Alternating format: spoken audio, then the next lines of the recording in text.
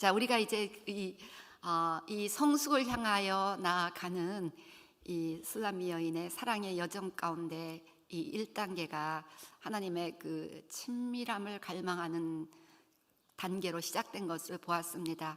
이 하나님의 친밀함을 갈망하며 자기가 뭐 이렇게 이것저것 뭐 예배도 드리고 공동체도 속한데, 근데 본격적으로 이게 또 시험에 빠질 수 있다는 것입니다. 이게 노멀 코스예요. 주님이 멀리 계신 듯 여겨지는 단계가 왔다는 것입니다.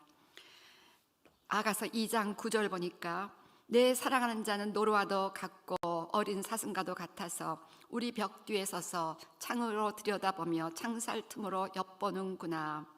주님과의 관계에 거리가 생겼다는 것입니다. 주님이 벽 뒤에 계십니다. 창으로 들여다보고 창살 틈으로 엿보는 것처럼 그런 멀리 있는 그런 상황이 되었다는 것이죠.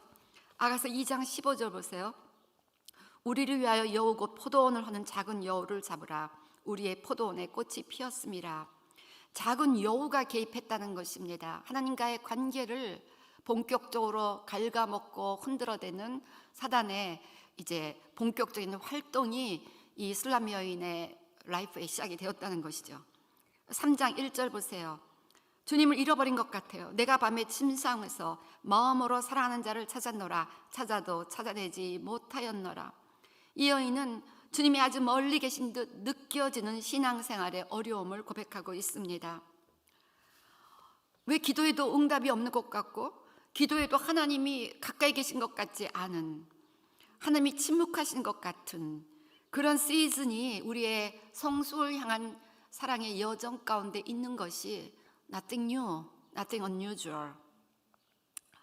그렇게 친밀했던 주님과의 관계가 우리가 자칫 방심하면 작은 여우들에게 미혹당하고 손상을 당합니다. 하와처럼 뱀에 미혹당하고 주님과의 관계가 멀어집니다. 첫사랑이 점점 시들어가는 듯한 영적 냉각의 시대가 다가오고 있음을 여러분의 영혼이 감지한다면 절대로 가만히 계셔서는 안 됩니다. 누구에게나 이런 영적인 그런 냉각기가 다가올 수 있습니다. 부부간에도 또 뭐 어떤 인간관계든지 주님과의 관계도. 그런데 그냥 그 관계 가운데 자포자기하고 가만히 있는 사람들은 결국 사단에 삼켜버리죠. 그렇지만 이때 우리는 절대로 가만히 있으면 안 된다는 것입니다. 이 여인은 어떻게 합니까? 매달리고 씨름하며 어떻게든지 주님 만나기를 소원하고 있습니다. 2절 3절 보세요. 이에 내가 일어나서 성 안을 돌아다니며 마음에 사랑하는 자를 거리에서나 큰 길에서나 찾으리라 하고 찾으나 만나지 못하였노라. 주님을 다시 만나고자 최선을 다하고 있지만 그렇게 우리는 만나지 못했다는 것입니다. 지금 왜 박부희 목사님이 전화를 하시지 여기에 지금? 박부희 목사님 퀘스천 있으면 카톡으로 보내주시기 바랍니다.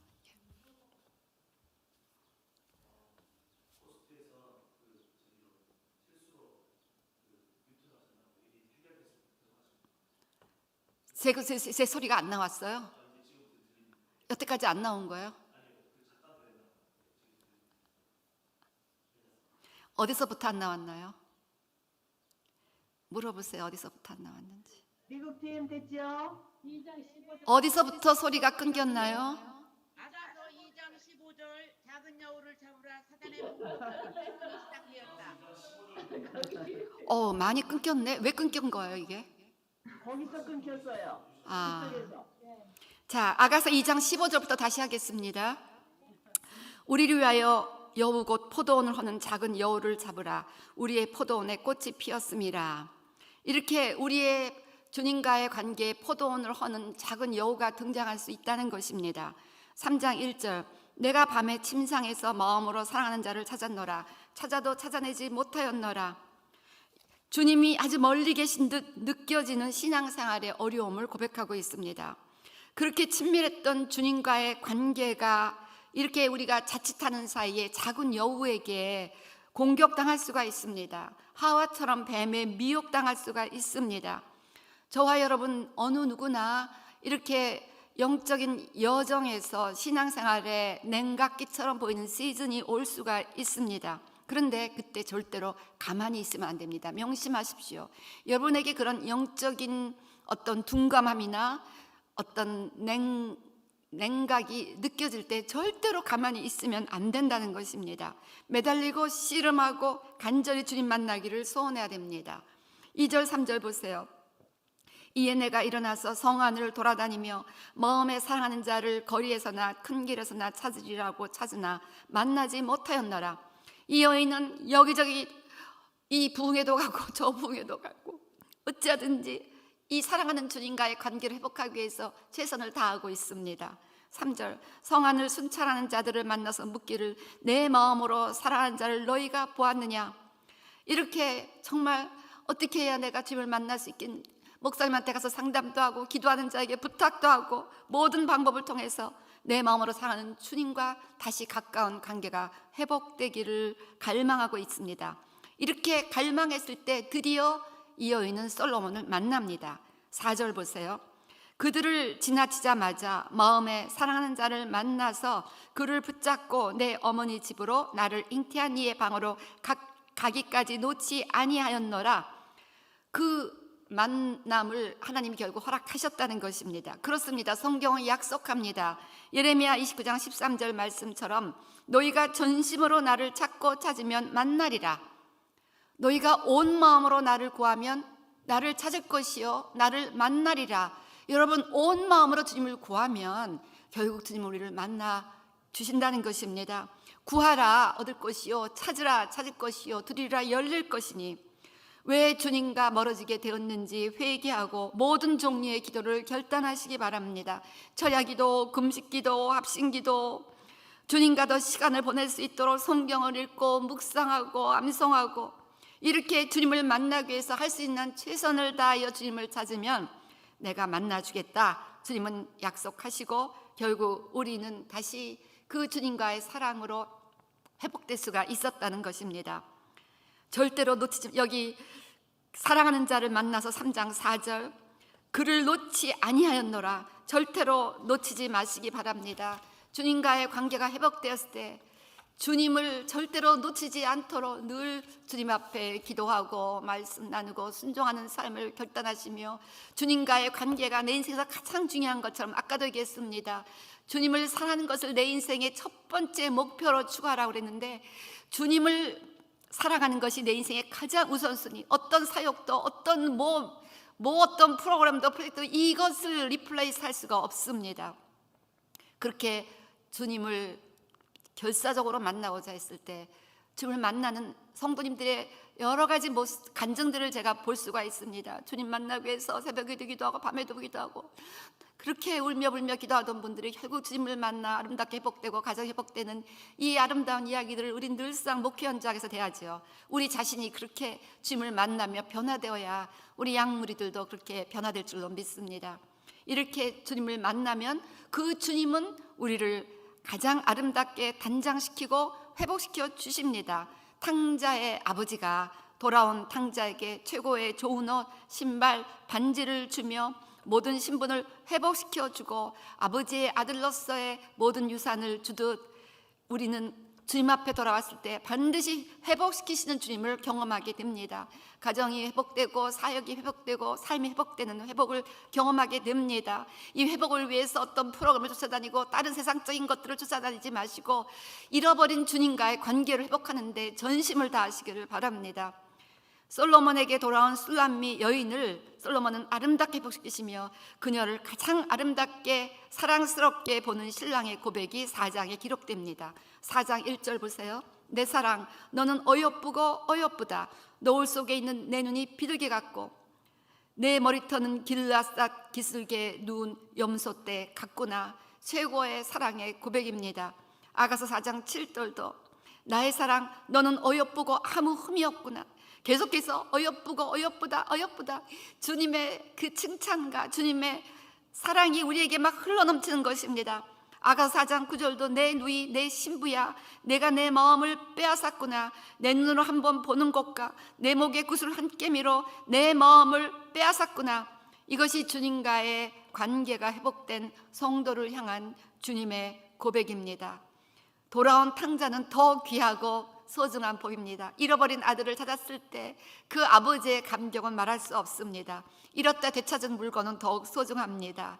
우리 모두가 잠시 잠깐 주님과의 사랑을 잃어버린 것처럼 보인다 할지라도 어찌하든지 기도하고 부르짖으며 너는 내게 부르짖으라 내가 내게 응답하겠고 나의 크고 비난 이를 보이라 해서 주님과의 사랑의 관계를 회복하는 데 초점을 맞추시기를 바랍니다.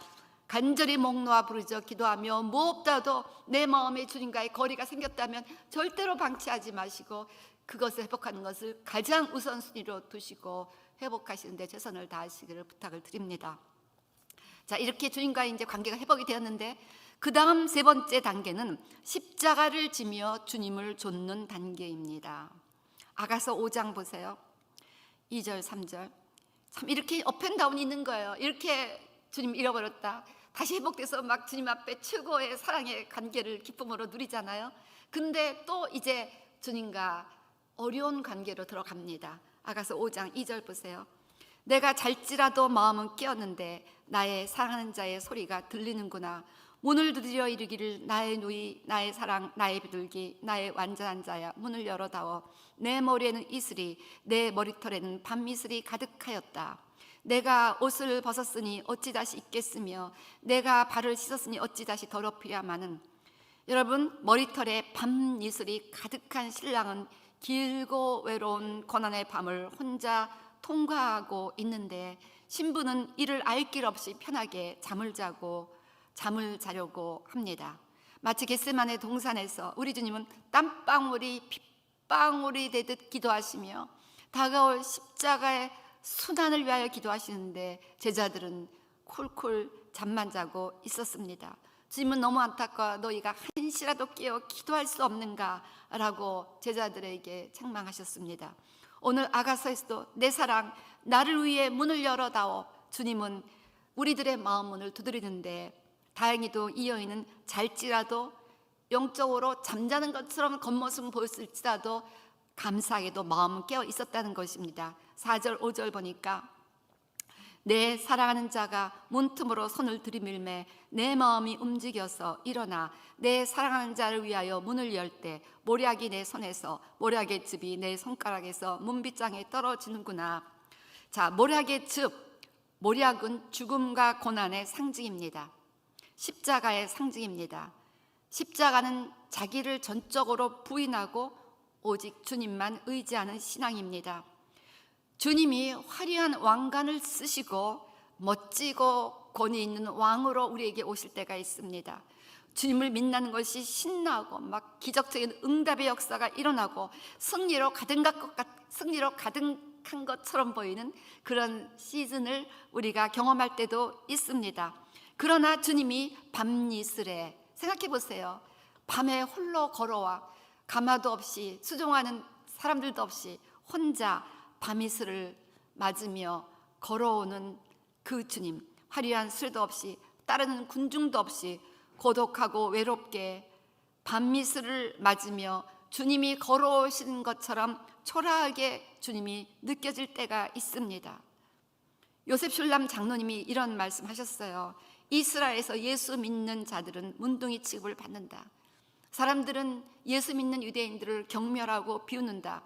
그래서 화염병을 던지셔갖고 장로님의 한쪽 눈이 상하셨죠. 주님을 믿는다는 것이 모략을 마시는 것이 죽음과 같이 쓰고 고통스럽고 많은 사람들에게 때로는 멸시를 당하고 조롱을 당하는 것도 각오해야 하는 수많은 크리스찬들이 여전히 이 세상에는 있습니다. 북한 지하교회 성도들을 생각해 보시기 바랍니다. 예수 믿는 것이 마치 모략즙을 마시는 것 같을 것입니다. 언젠가 성경책이 발견된 북한 주민 70명이 일제히 공개 처형당했다는 이야기도 들었죠. 이슬람권에서 예수 믿는 사람들 생각해 보시기 바랍니다. 그들에게 예수 믿는 것은 죽음입니다. 아까도 얘기했지만 에티오피아에 있는 예수 믿는 유대인들은 항상 지금 죽음의 대상입니다. 이슬람 무장단체는 이들은 자들을 노리고 있는 것입니다. 이렇게 점점 반유대주의가 팽배하고 있는 이때 이스라엘을 전하는 일 역시 십자가를 지는 일이라는 것을 점점 깨닫습니다. 이스라엘과 하마스와의 무력 전쟁이 있은 이후 이스라엘을 가르치니까 많은 사람들이 또 좋아하기도 했지만 분노하는 사람들도 있었습니다. 마치 내가 팔레스타인 편을 드는 것처럼 오해하는 거죠. 그렇지만 예수님 다시 오시는 그 길을 준비하기 위해서는 이스라엘 회복돼야 되니까 이스라엘 회복을 깨우칠 수뿐이 없는 것. 주님, 나 이스라엘 말고도 설교할 거 참 많은데 왜 맨날 저보고 이스라엘만 전하라고 하세요? 그렇게 주님 앞에 여쭐 때도 있습니다. 그거는 역시 십자가를 지는 일이라는 생각을 하곤 합니다. 그래도 그 십자가의 주님을 향하여 우리 마음문을 열고 순종하겠습니까? 능히 십자가를 지시겠습니까?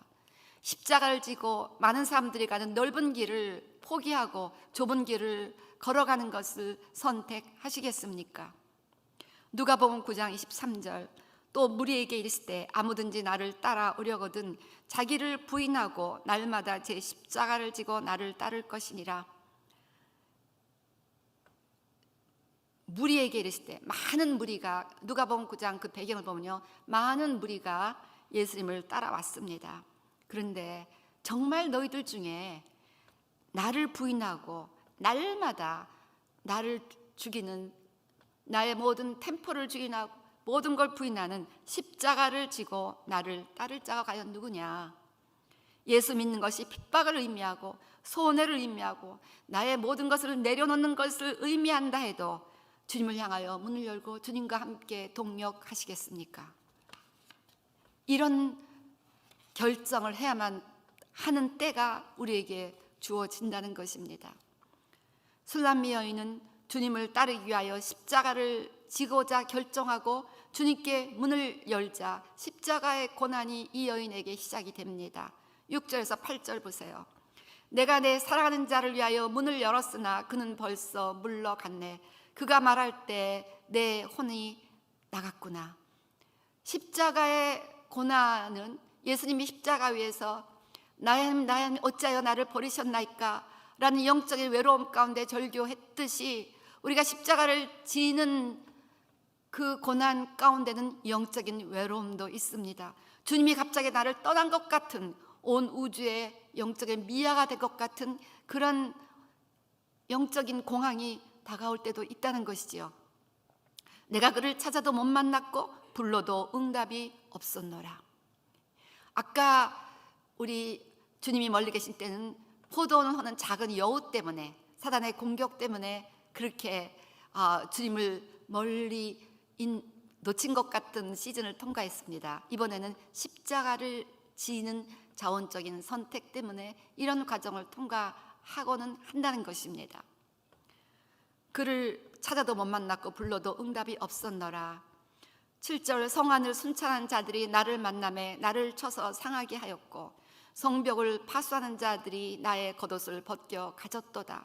이 십자가의 고난 중에는 성안을 순찰하는 자들, 성벽을 파수하는 자들, 자기를 보호하고 도와야 될 그 성의 관리들이 오히려 자기를 핍박하고, 북한에 보면 그 나라를, 백성들을 살펴야 될 정치가들이 오히려 예수 믿는 자를 잡아 죽이고 핍박하고, 이슬람권도 마찬가지고요.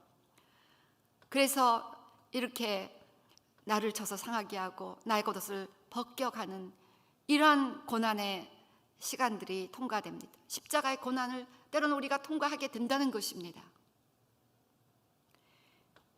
여러분, 예수 믿으면서 성숙을 향한 사랑의 여정에 이런 시즌이 포함되어 있습니다. 시편 23편에서도 주님이 쉴만한 물가 푸른 초장으로 인도하시는데 내가 사망의 음침한 골짜기를 다닐지라도 해를 두려워하지 않을 것은 주께서 나와 함께 하심이라. 사망의 음침한 골짜기를 통과시킨다는 것입니다. 또 주께서 내 원수의 목전에서 내게, 원수의 목전에 있게 하신다는 것입니다. 왜냐하면 바로 그곳이 프레시한 패스, 아주 신선한 목초지가 기다리고 있는 곳이기 때문에 내 잔이 넘치나이다. 그래서 주님의 선하심과 인자심으로 인도하시는 우리 인생 여정 가운데 사망의 음침한 골짜기도 통과하고 원수의 목전에 놓이는 치열한 영적 전쟁 가운데 들어가는 시기를 주님이 허락하신다는 거예요. 왜 이런 시험을 허락하셨는가? 이제 아가서는 계속해서 그 답을 우리에게 말씀합니다. 그래서 너무 인생이 고달픈 거예요. 주님은 멀리 계신 것 같고 몸을 쳐서 상하게 하고 겉옷을 벗겨 재산을 빼앗기고 나의 소유를 빼앗기고 그래도 주님을 불러도 응답이 없고 이렇게 답답할 노릇이 어디 있습니까? 8절 예루살렘 딸들아 너희에게 내가 부탁한다. 너희가 내 사랑하는 자를 만나거든 내가 사랑함으로 병이 낫다고 하려구나. 놀라운 반응입니다. 이렇게 사랑하는 주님 때문에 주님을 찾고자 하다가 이렇게 상하고 병들고 잃어버리고 이랬는데 주님한테 시험이 드는 게 아니라 오히려 더 사랑병에 걸리는 주님의 깊은 사랑으로 끌고 가는 것, 이것이 바로 십자가를 지는 삶의 매력입니다. 좁은 길을 걸어가는 자의 모습이라는 것입니다. 주님이 멀리 계시듯 침묵하십니다. 기도에도 침묵하시고 응답도 안 되고 삶에서는 아픔과 고통이 따라옵니다. 주님은 잠시 이런 시험을 허용하십니다. 내가 잘못도 안 했는데 불같은 연단을 통과시킵니다. 요셉은 그렇게 하나님을 신뢰했지만 노예로 끌려가니고 억울하게 감옥에 갇히기도 합니다. 다윗도 너무나 주님을 열렬히 사모하는 예배자였지만 오랜 기간 사울을 피하여 죽음의 골짜기를 넘나듭니다. 욥 역시 온 땅에서 가장 경건한 자라고 하나님 자신이 칭찬했는데 모든 것을 잃어버리는 고난의 깊은 늪을 통과했습니다. 하나님을 사랑하는 자에게 이런 시험을 허락하신다는 것입니다. 십자가를 지는 자에게 십자가의 고난이 무엇인지를 맛보게 하십니다. 그러나 십자가 뒤에는 면류관이 있고 부활이 있습니다. 야고보서 1장 2절 4절 보세요. 내 형제들아 너희가 여러 가지 시험을 당하거든 온전히 기쁘게 여기라. 이는 너희 믿음의 시련이 인내를 만들어내는 줄 너희가 알미라. 인내를 온전히 이루라. 이는 너희로 온전하고 구비하여 조금도 부족함이 없게 하려 함이라. 이 시험에 옳다 인정함을 받으면 우리는 온전한 사람이 된다는 것입니다. 때문에 여러 가지 시험을 당하거든 온전히 기쁘게 여기라는 것입니다. 이 여인이 이렇게 힘든 시련을 통과하고 있는데 기쁘게 여기라는 것입니다. 이 시련이 이 여인을 온전하게 만든다는 것입니다. 예수님은 시험을 이기라고 하셨습니다. 시험을 이겨야 우리는 온전한 사람이 된다는 것입니다. 여러분, 주님을 사랑하는 자에게만 허락하시는 독특한 불같은 시련이 있습니다. 어떻게 이런 불시험을 이깁니까? 이 여인은 이렇게 불같은 시험 중에서도 여전히 변함없이 신랑을 사모합니다. 5장 9절 보세요.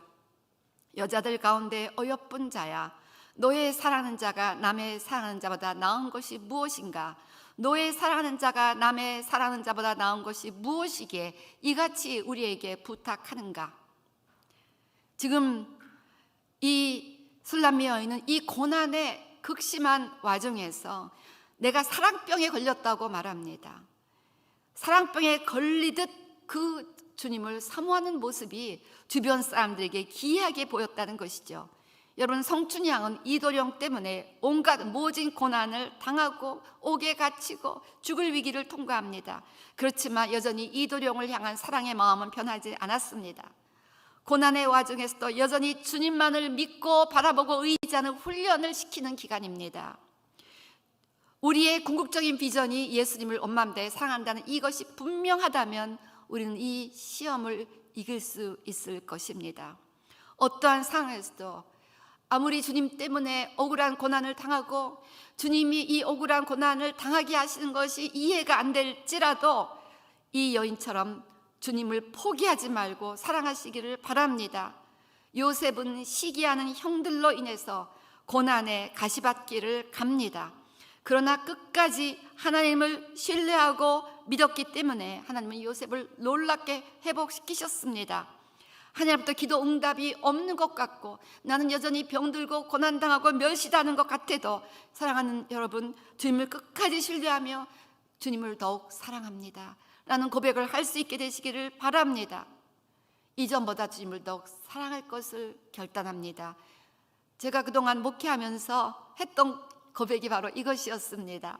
때로는 어려운 기간 많았습니다. 속상한 기간 많았습니다. 이해가 안 되는 고난의 시즌도 있었습니다. 그럴 때마다 내가 뜻을 아는지 모르는지 모르지만 내 마음에서는 언제나 똑같은 고백, 주님, 저는 이전보다 주님을 더 사랑할 것입니다.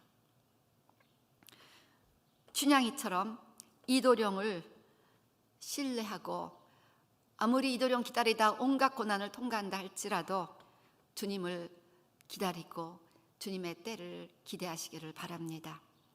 이렇게 해서 십자가를 지며 고난을 당하는 단계를 통과하면 이제 우리는 이 시험을 이기고 고난 중에도 주님을 찬양하고 증거하는 성숙의 단계로 나아갑니다. 바로 이 같은 성숙을 위해서 주님은 우리에게 십자가를 지는 고난의 시즌을 허락하신다는 것이죠.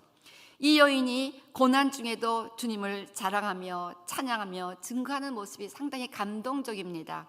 그 다음 말씀 보시겠습니다. 10절부터 16절, 5장 10절부터 16절 보니까 내 사랑하는 자는 희고도 불고, 이 신랑 기다리다 이렇게 고통을 당했는데 이 신랑을 이렇게 찬양하는 것입니다. 내 사랑하는 자는 희고도 불고 많은 사람 가운데 뛰어나는구나. 머리는 순금 같고 머리털은 고불고불하고 까마귀같이 검고 눈은 시냇가의 비둘기 같은데 우위로 스승타고 아름답게도 박혔구나. 뺨은 향기로운 꽃밭 같고 향기로운 푸른덕과도 같고 입술은 백합화 같고 모략의 즙이 뚝뚝 떨어지는구나. 손은 황옥을 물린 황금 노리개 같고 몸은 아로새긴 상아에 청옥을 입힌 듯하구나. 다리는 순금 밭에 세운 화반석 기둥 같고 생김새는 레바논 같으며 백향목처럼 보기 좋고 입은 심이 달콤하니 그 전체가 사랑스럽구나. 예루살렘 딸들아, 이는 내 사랑하는 자요 나의 친구로다. 이 고백을 언제 하는지 압니까? 옷 뺏기고 상처 맞고 두들겨 맞고 불러도 침묵하는 임, 이런 기가 막힌 상황에서 이 여인은 마음을 다해 주님을 찬양하는 것입니다. 여러분, 이것이 승리의 비결입니다. 여러분, 힘들수록 내 마음이 확정되었으니 다윗이 앞에는 사울의 군사가 진치고 있고 자기는 도간에 든 쥐입니다. 그때 쓴 시편이 시편 57편입니다. 그때 다윗이 뭐라고 고백합니까? 내 마음이 확정되었고 내 마음이 확정되었으니 내가 주를 노래하고 내가 주를 찬양하리다 하면서 마음을 다해 주님을 찬양하는 그 시편, 제가 잠깐 읽어드리겠습니다. 시편 57편. 내 영광아 깰지어다. 비파야 수금아 깰지어다. 내가 새벽을 깨우려. 주여, 내가 만민 중에서 주께 감사하며 문나라 중에서 주를 찬송하리이다. 무릇 주의 인자는 커서 하늘에 미치고 주의 진리는 궁창에 이르나이다. 하나님이여, 주는 하늘 위에 높이 들리시며 주의 영광이 온 세계 위에 높아지기를 원하나이다. 이렇게 놀라운 찬양을 했는데 이 찬양이 어디서 했습니까? 바로 굴에 갇혔을 때, 그 굴에 갇혀갖고 도간에 든 쥐 같은 이 굴방만 나가면 사울의 군사에게 이제 잡힐 판인데, 그런 위기 중의 위기 가운데 이런 최고의 찬양을 올려들었을 때 그 찬양이 바로 하나님의 힘있는 권능이 그 인생에 역사하게 하는 계기가 되었다는 것입니다. 오늘 우리가 이런 십자가의 고난, 그 좁은 길을 가며 고난의 쓴 잔을 마시는 시즌에 있습니까? 여러분, 바로 이때야말로 주님을 찬양할 때입니다. 너희가 나로 인하여 사람들이 너희를 거슬리는 어긋난 말을 하고 욕하고 비난하고 핍박하고 온갖 거슬리는 말을 할 때 우리가 할 반응은 기뻐하고 즐거워하라. 이는 천국에서 너희 상이 큼이라. 너희 전에 있던 선지자들도 이와 같이 당했느니라. 그래서 우리가 이렇게 예수님으로 인해서 고난의 십자가, 주의 사역을 감당하다가 억울함을 당하고 여러 가지 아픔을 당했을 때 기뻐하고 즐거워하시기 바랍니다. 그때가 바로 주님에게 주님으로부터는 큰 상급이 예비되는 때고, 또 주님에게 너가 진짜구나, 네가 진짜구나라는 인정을 받을 때라는 것입니다. 이것이 바로 시험을 이기는 결정적인 방법이라는 것입니다. 고난 중에도 하나님께 감사드리고 찬양하는 삶을 결단하시기를 바랍니다. 넬슨 만델라는 남아프리카 공화국의 위대한 리더입니다. 세계 최대 연결식이 그의 장례식 때 열렸습니다. 91개국으로부터 정상이 참석했습니다. 그는 그 인생의 황금기 27년간을 감옥에 보냈습니다. 40대 초반에 투옥돼서 70대 초반에 석방되었습니다. 오랜 감옥 생활을 감옥에서 했는데 어떻게 건강을 유지할 수 있었느냐는 한 기자의 질문에 그는 이렇게 대답합니다. 나는 감옥에서 하나님께 늘 감사했습니다.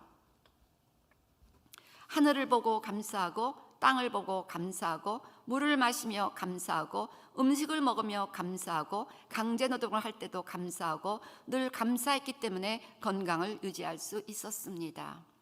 이 감옥의 열악한 상황에서 감사를 일상생활로 결단했을 때 감사로 제사를 드린 자가 나를 영화롭게 하나니 그 행위를 옳게 하는 자에게 내가 하나님의 구원을 보이리라 라는 말씀대로 하나님의 구원이 그에게 실제적으로 주어졌습니다. 마찬가지로 이렇게 고난의 와중에서 신랑을 마음을 다해 높이고 자랑하고 찬양하고 증거하는 이 여인에게 놀라운 회복이 주어지는 이제 주님이 주신 회복의 단계로 나아가게 됩니다. 여기 회복의 모습을 보시겠습니다. 주님은 그녀를 완전한 자라고 칭찬하십니다. 아가서 6장 4절부터 10절 보세요. 내 사랑아, 너는 디르사같이 어여쁘고 예루살렘같이 곱고 깃발을 세운 군대같이 당당하구나. 내 눈이 나를 놀라게 하니 돌이켜 나를 보지 말라. 내 머리털은 길라앗 기슭에 누운 염소떼 같고 내 이는 목욕하고 나오는 암양떼 같으니 쌍태를 가졌으며 새끼 없는 것은 하나도 없구나. 너울 속에 내 뺨은 석류 한쪽 같구나. 왕비가 60명이요 후궁이 80명이요 시녀가 무수하되 내 비둘기 내 완전한 자는 하나뿐이로구나. 그는 그의 어머니의 외딸이요 그 낳은 자가 귀중하게 여기는 자로구나. 여자들이 그를 보고 복된 자라 하고 왕비와 후궁들도 그를 칭찬하는구나. 아침빛같이 뚜렷하고 달같이 아름답고 해같이 맑고 깃발을 세운 군대같이 당당한 여자가 누구인가? 바로 이 고난의 십자가를 감사와 찬양으로 이겨낸 이 여인을 향하여 주님은 드디어 만나주시며 회복을 주시며 이같이 그녀를 칭찬하고 계시는 것입니다. 세상에서 가장 강한 여인으로 인정받았습니다. 가장 아름다운 자로 인정받았습니다. 아침빛까지 뚜렷한 여인, 달같이 아름다운 여인, 해같이 맑은 여인, 깃발을 세운 군대같이 당당한 여인, 하나님 나라 최고 미인으로 이 고난의 시즌을 이겨내며 주님 앞에 인정받을 수 있었습니다. 그래서 주님은 우리에게 고난을 허락하십니다. 여러분이 고난을 잘 감사와 찬양으로 이겨내시면 하나님 나라의 미인이 됩니다. 영원한 미인, 진짜 미인입니다. 그 내부가 견고하고 주님을 향하는 순수한 아름다움으로 빛나는 여인입니다. 가장 강한 여인이 되는 것입니다. 그리고 이 고난을 통해서 이 여인은 영혼 구원의 열매를 맺습니다. 아가서 6장 1절 보세요. 아까도 얘기했지만 여자들 가운데 어여쁜 자야. 이렇게 고난 가운데서 옷도 잊어버리고 얻어맞고 상처투성이가 되고 이런 병들고 가난하고 고난 가운데서 주님을 마음을 다해 높이는 이 여인을 보고 주변의 예루살렘 여자들은 여자들 가운데 어여쁜 자야. 그렇게 그 여인을 기이하게 칭찬합니다. 여자들 중에 극히 어여쁜 자야. 그러니까 세상 사람들은요, 우리가 고난당할 때 주님을 찬양하는 것을 보고 감동을 받는 것입니다. 이것은 세상이 할 수 없는 일입니다. 세상은 고난받으면 불평합니다. 원망합니다. 실망합니다. 자살을 합니다. 근데 우리는 고난 가운데 오히려 눈을 밝게 뜨고 주님을 찬양하고 높인단 말이에요. 이것이 기이하기 때문에 그렇게 고난 중에 감사하고 찬양한 그런 성도들을 세상은 기이한 눈빛으로 바라보며 참 우리가 가지고 있지 않은 기이한 아름다움을 가졌구나 라고 인정한다는 것입니다. 내 사랑하는 자가 어디로 갔는가? 내 사랑하는 자가 어디로 돌아갔는가? 우리가 너와 함께 찾으리라.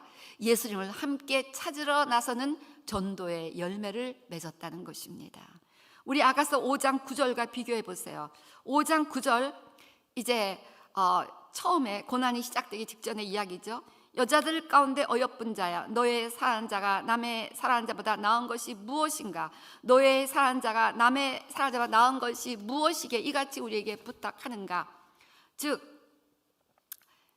그 처음에는 이 예루살렘 여인들이 너희 사랑 그 예수님이 뭐 다른 부처나 다른 뭐 신보다 뭐가 낫기에 그렇게 예수 예수 그러느냐라고 전도가 안 됐어요.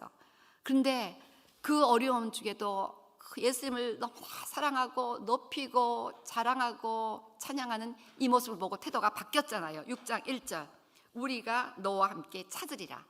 예수 믿겠다는 것입니다. 함께 그 예수님 앞에 나아가겠다는 전도의 열매를 맺었다는 것입니다.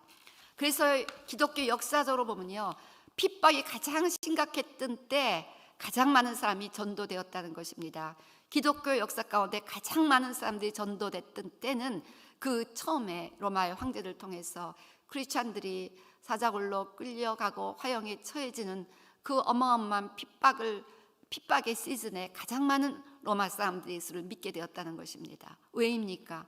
저들이 믿는 예수가 누구길래 저렇게 죽어가며 하나님을 찬양하고 자기들을 죽이는 자를 향하여 사랑의 미소를 보내는가? 어째서 저들은 이 고난 가운데 저렇게 주님을 찬양할 수 있고 여전히 주님을 증거할 수 있을까? 너무나 궁금하다. 그래서 그 기이한 현상의 비밀을 알고 싶어서 예수님 앞에 나오게 되었다는 것입니다. 어두운 시간 드리는 찬양은 예수님을 증거하는 강력한 증거가 된다는 것입니다. 바울과 실라가 감옥 안에서 찬양을 부르고 기도했습니다. 로마 사도행전 16장 보면 그럴 때 죄수들이 듣더라. 성경을 이렇게 기록하고 있습니다. 죄수들이 들었습니다. 자기들은 감옥 안에서 원망하고 죽음을 생각하고 불평하고 그러고 있는데 이 두 사람들은 찬양하고 기도하고 있는 거예요. 뭐가 다르다. 우리랑 참 다르구나. 이걸 기이하게 생각하며 들었다는 것입니다. 여러분, 내 인생이 뭐가 잘 풀려야 전도된다고 생각하십니까? 저의 체험적인 간증은요, 제가 전신마비가 되어 손가락 하나 까딱하지 못하고 병원에 누워있던 시절 가장 많은 사람을 전도했던 것 같아요. 그때 정말 하나님이 무슨 은혜를 주셨는지 간원들마다, 그러니까 제가 몸 하나 까딱하지 못하고 누워서 교회 가요 그게 불쌍해서 갔는지 모르지만 간원들마다 전도가 돼서 그 다음에 나 교회 갔다 왔다 이런 얘기한 사람들이 많았어요. 저를 돌보는 간병인마다 전도가 됐어요. 참 기이한 일이었죠. 지금 그렇게 전도 못하고 있어요. 그래서 오히려 내가 가장 약할 때 주님을 전도하는 것이 세상 사람의 눈에는 설득력 있게 여겨진다는 그런 생각을 하게 됩니다. 어두운 시간 주님을 찬양하고 주님을 전할 때 오히려 세상 사람들은 그 예수에게 흥미와 관심을 갖게 된다는 것입니다. 여러분, 가장 많은 전도의 열매를 맺은 이 시기가 바로 이 여인이 십자가 고난 그 좁은 길을 통과하며 찢기고 매맞고 어려운 중에 있었던 시즌이라는 것을 꼭 기억하게 되시기를 바랍니다.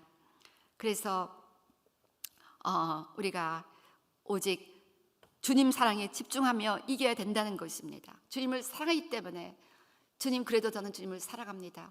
이도령이 안 오는 거예요. 데리러 온다고 약속했는데 안 오고 성춘양은 매맞고 너무나 아픈 형벌을 감옥 중에 보내고 있었어요. 그래도 성춘양은 이도령을 향한 사랑을 잃어버리지 않고 기다리고 있었습니다. 여러분, 우리가 고난의 십자가를 담당할 때 즐거워하며 십자가를 지라는 것입니다. 즐거운 마음으로 좁은 길을 걸어가라는 것입니다.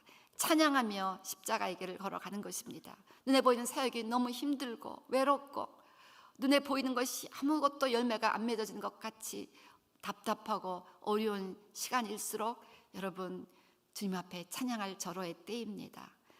감사할 절호의 때입니다. 그때 드리는 감사가 진짜이고 이럴 때 주님은 네가 진짜구나를 인정하시게 된다는 것입니다. 그런데 여러분, 여기서 회복의 장소를 눈여겨보시기 바랍니다. 아가서 6장 2절, 이 여인이 결국 신랑을 어디서 만납니까? 신랑을 찾자고 그렇게 열심히 외쳤잖아요. 그랬는데 아가서 6장 2절 보니까 내 사랑하는 자가 자기 동산으로 내려가 향기로운 꽃밭에 이르러서 동산 가운데서 양떼를 먹이며 백합발을 꺾는구나. 자기 동산, 주님의 동산입니다. 즉 교회입니다. 회복은 교회 안에서 이루어진다는 것입니다. 하나님과의 관계가 회복되는 것은 교회 생활을 통해서 회복하는 것입니다. 하나님이 아버지라면 교회는 어머니가 되기 때문에 우리는 절대적으로 교회를 외면하면서, 공동체를 외면하면서 홀로 신앙생활을 할 수가 없다는 것입니다. 어떠한 교회가 되어야 됩니까? 향기로운 꽃밭과도 같은 교회가 되어야 됩니다. 향기는 그리스도를 아는 냄새라고 했습니다. 그리스도를 아는 냄새가 진동하는 교회가 되어야 합니다. 예수님은 향기로운 꽃밭과도 같은 교회, 그런 교회에서 그 가시밭에 찔린 백합화 같은 성도들을 만나 주십니다. 가시밭에 백합화라고 했습니다. 백합화가 가시밭에 찔리면 하는 반응은 향기를 풍기는 것입니다.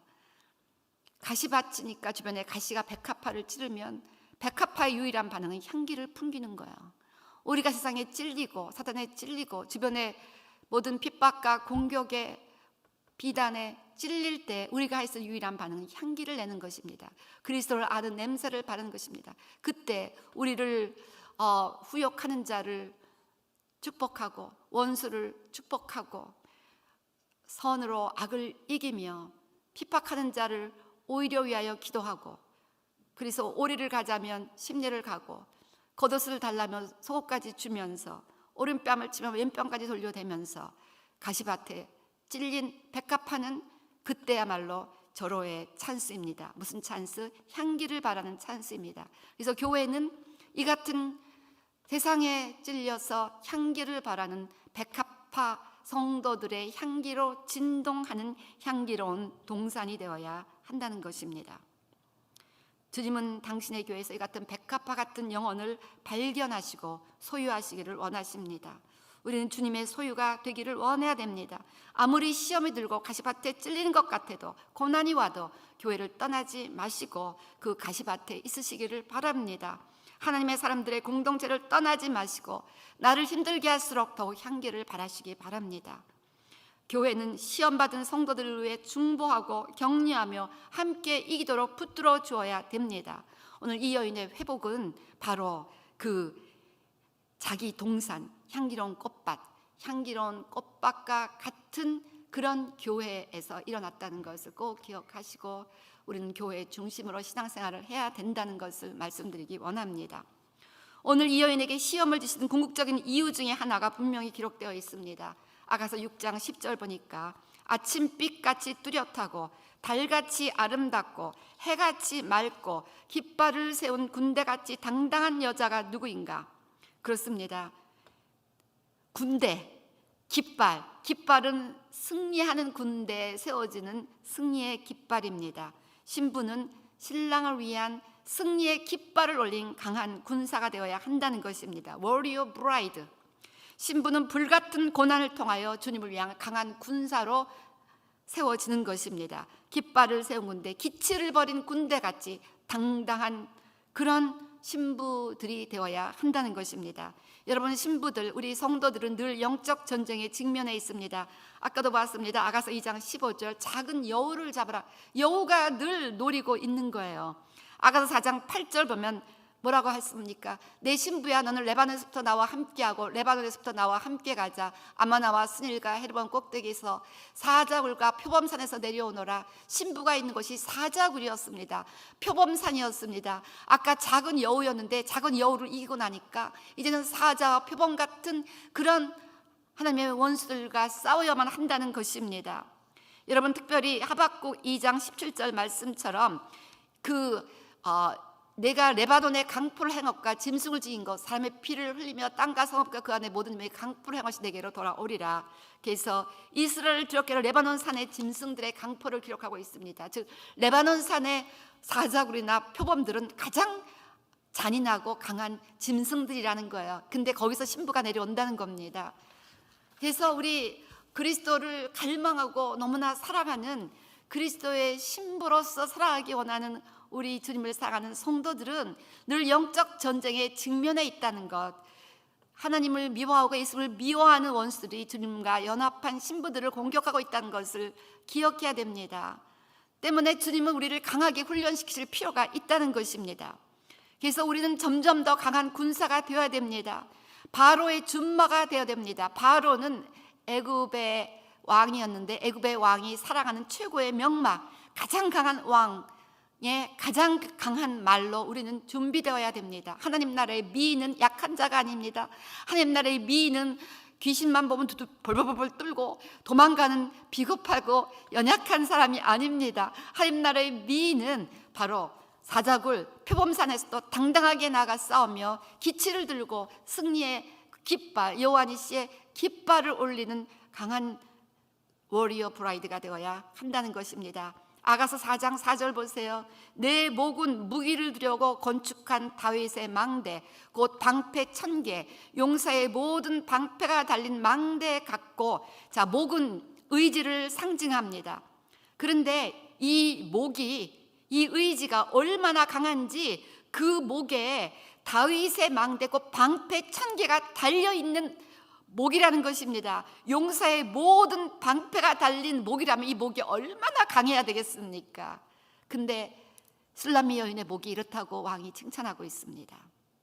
이처럼 강인한 의지라는 것입니다. 그래서 여호수아에게 너는 마음을 강하게 하고 담대히 하라. 가나안 정복 전쟁을 앞두고 하나님은 여호수아에게 강하고 담대하라를 계속 당부하셨습니다. 이 세상에서 예수님을 온 마음 다해 사랑하기로 결정한 우리 그리스도의 신부들은 강하고 담대해야 됩니다. 의지가 강해야 됩니다. 쉽게 여기 흔들 저기 흔들해서는 안 된다는 것입니다.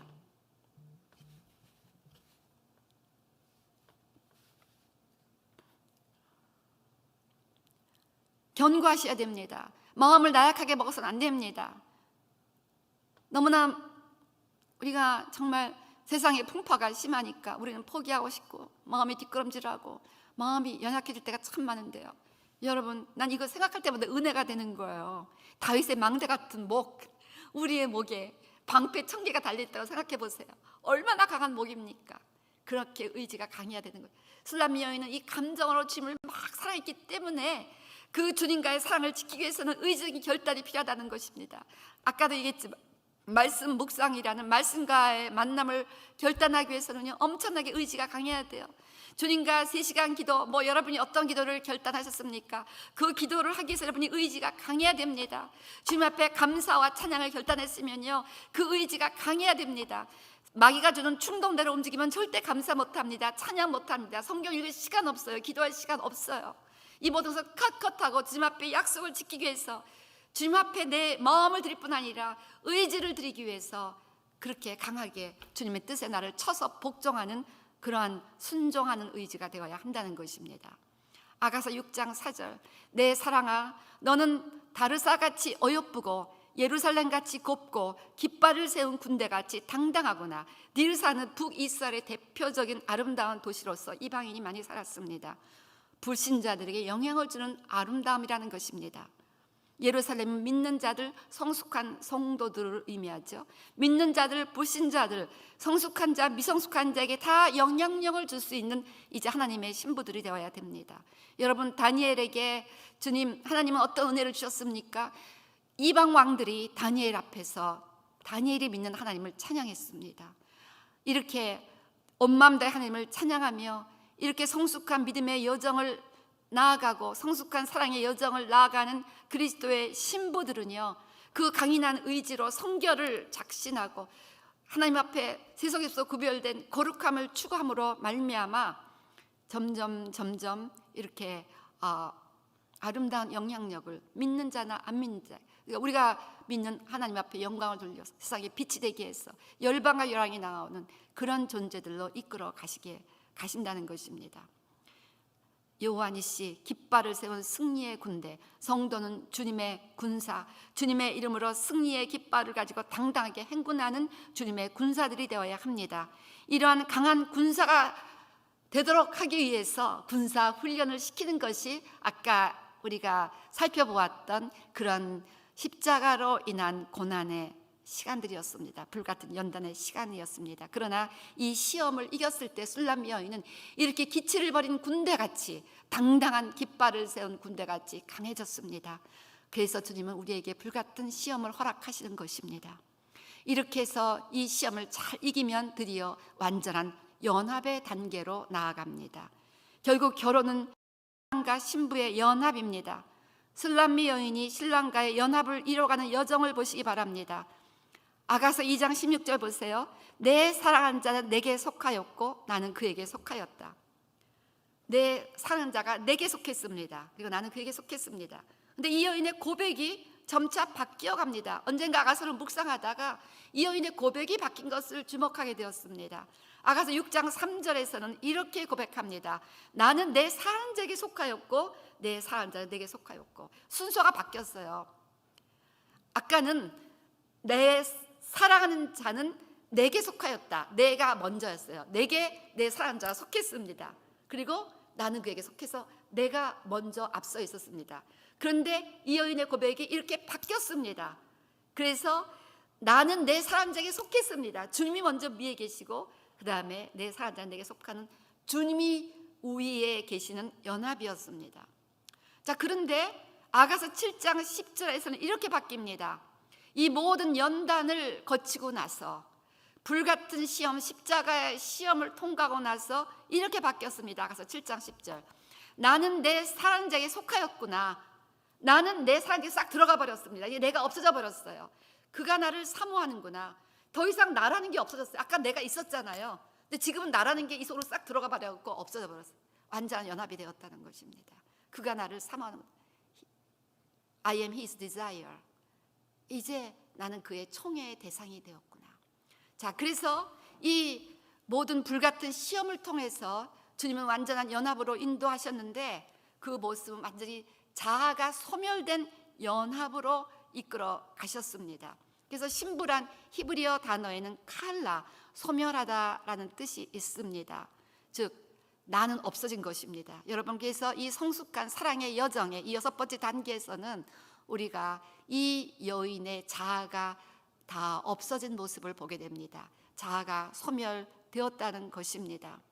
그래서 드디어 주님과의 완전한 연합이 가능할 수가 있다는 것입니다. 친밀하다는 단어, confide라는 단어는 비밀을 말할 수 있는 관계라는 의미입니다.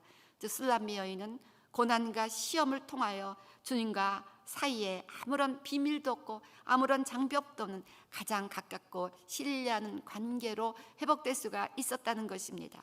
여러분, 우리의 자아가 살아있으면 이 같은 완전한 연합은 불가능합니다. 그러나 불같은 시험을 이기면서 이 여인은 아까 강해졌다고 그랬는데 그 강하게 된 배경에는 내가 없어진 것입니다. 때문에 내 대신 주님이 앞서가며 싸워주시니까 그렇게 사적을 표범에서도 승리할 수 있는 강인한 여성으로 변화될 수가 있었다는 것입니다. 이것이 주님과 이룬 친밀함의 목표이고 영적 성숙의 목표가 된다는 것입니다. 우리 사랑하는 동역자 여러분, 오늘 우리는 지금 어디까지 와 있습니까? 아까 우리 첫 번째 단계가 친밀함을 갈망하는 단계였죠. 두 번째 단계가 주님과 멀어져 있는 단계였습니다. 그 다음에 단계가 그 다음에 회복되는 단계였습니다. 그리고 십자가를 지며 주님을 따르는 단계였습니다. 세 번째 단계가. 그리고 네 번째 단계가 고난 중에도 찬양하고 주님을 증거하는 단계였습니다. 그리고 다섯 번째가 주님이 주시는 회복의 단계였고 이제 완전 연합의 단계로 나아가고 있습니다. 아직 두 단계를 더 살펴볼 것인데 이 두 단계는 좀 쉬고 그 다음에 다시 하겠습니다.